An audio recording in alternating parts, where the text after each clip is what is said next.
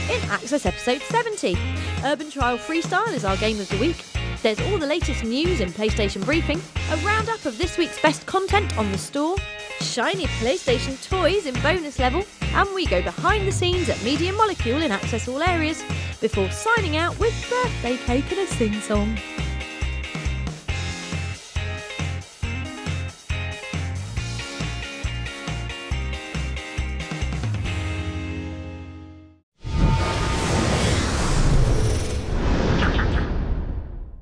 If, like me, you think an urban trial might involve one Colonel Mustard in the bathroom with the novelty banana, then my friends, you are missing out on one of the best games on PlayStation Vita and PS3 in recent times.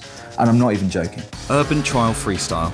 It's a game you know already, right? Take control of a nameless daredevil. Let's call him Rob. Ooh, sorry Rob. And get him and his bike from A to B. Except it's so much more than that. The levels are divided into two types, stunt and time attack. In stunt mode, your aim is to score as many points as possible by performing stunts at specific points throughout the level.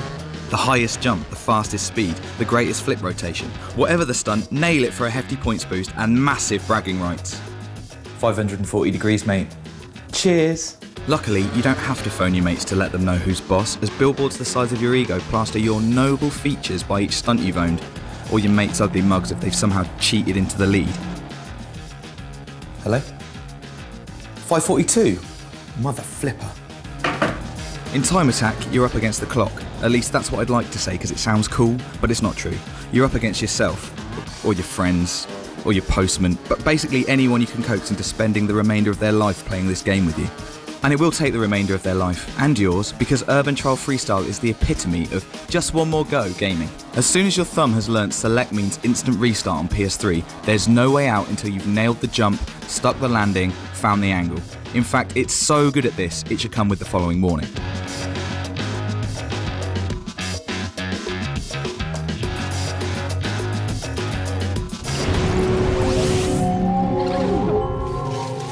Dave, your great-grandson is on the hoverphone. Also, 544! I can't believe you've done this! Everything I've mentioned so far is made possible by the brilliant handling. Your bike moves and reacts predictably so that you always know why you went wrong and how to fix it. And if you're still at a loss how to shave the milliseconds, study the ghosts of your rivals to see how they've done it. Surely one of the best features.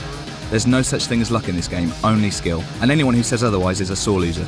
And there's still so much I haven't mentioned. Tuning your bike to suit the level, collectible money bags, custom appearances, challenge modes that are just fun excuses for yet more glorious competition. And that's the secret to Urban Trial Freestyle. Unrivaled, fair competition. Whether you're swapping PS Vitas on the train or pads on the sofa, the open mouth competition will keep you coming back again and again and loving it. Both the PS3 and PS Vita versions are must-haves. Out on the store now, thank the Lord, and come as highly recommended as 548! Bow to your god!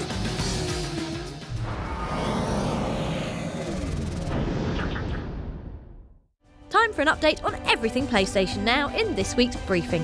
If you're watching on Wednesday the 20th, then what you really want to hear about is the mysterious PlayStation business update taking place in New York later today.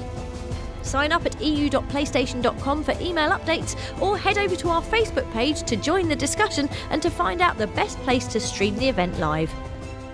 Bad news, terrorists! Splinter Cell Blacklist is definitely a thing that's happening, and it's definitely going to involve a new voice for back-in-business spy Sam Fisher, as well as something called Killing in Motion, which looks like this.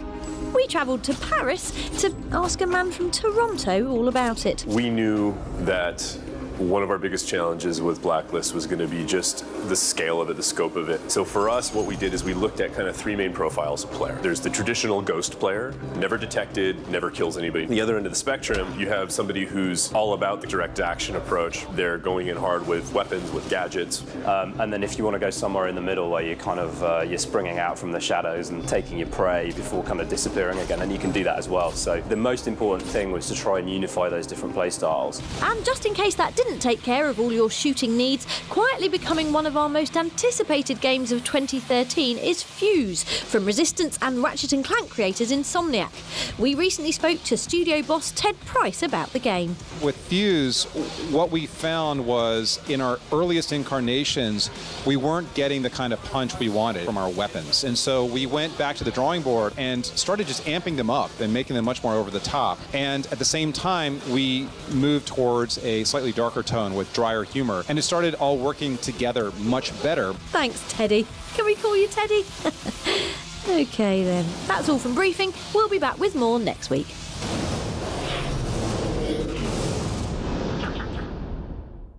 Digital pennies at the ready, kids. It's time for a look at the best of what's on the store.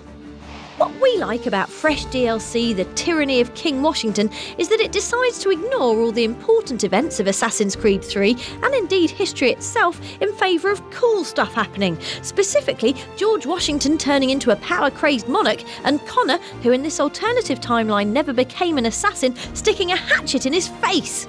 Episode 1, The Tyranny, is out today, with 2 more to follow in the next few weeks. And the DLC excitement train doesn't stop there. As of today, 2 of the long-awaited additional Elder Scrolls chapters are available to UK Skyrimmers. Dragonborn is a quest to the island of Solstheim to find the Dragon Priest Mirak, while the arrival of Hearthfire means we can finally build that secluded woodland getaway we've been dreaming of, as well as adopting a child and hiring a personal bard. Oh yes. Finally this week, if turning invisible and shooting aliens with a bloody great bow like a sci-fi Rambo is more your thing, then prepare for a big Friday, when Crysis 3 will be available to download from the store in all its fabulous nanotech unitard entirety. Go on, jump in the air and fire an arrow in someone's neck. You know you want to. We'll have more from the store next time.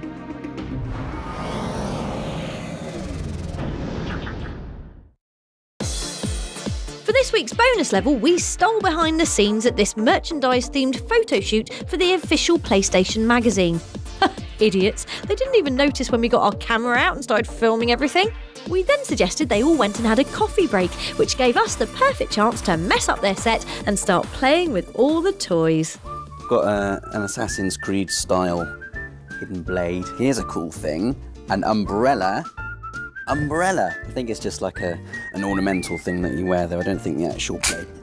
They say it's bad luck to open an umbrella indoors, but I don't see what can really go wrong. Continuing the theme of really cool wrist paraphernalia is this Bioshock Infinite Skyhook.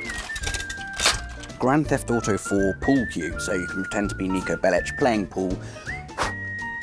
What's that, Snake? I know, he's a complete idiot, isn't he? Supposedly clips onto roller coasters. Let's take it down to Alton Towers and give it a go. No, I don't know why he's in the game either. Ryden, hello, we were just talking about you.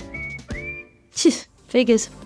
Thanks to official PlayStation magazine for the toys, we'll give them back eventually, and you can read all about how to grab yourself goodies like these in issue 81 of the mag, which is on sale now.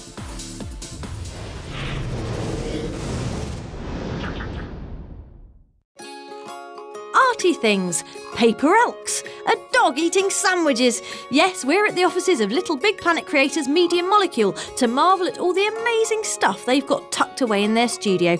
And for a first look at PS Vita exclusive platformer Tearaway, of course, the game that lets you stick your own fingers inside the handheld, not literally because you'd break it, and fiddle with the world inside. Here's lead designer Rex Crowell to tell us more, while we try to contain our excitement by crafting an elk of our own.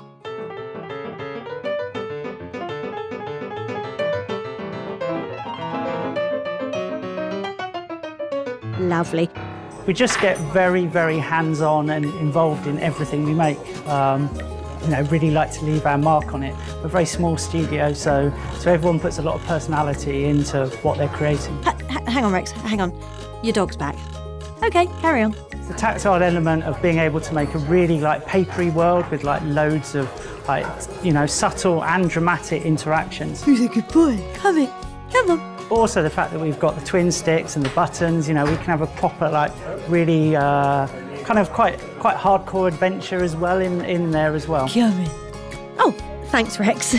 We'll have loads more on the arty delights of Tearaway before it's released on PlayStation Vita later this year.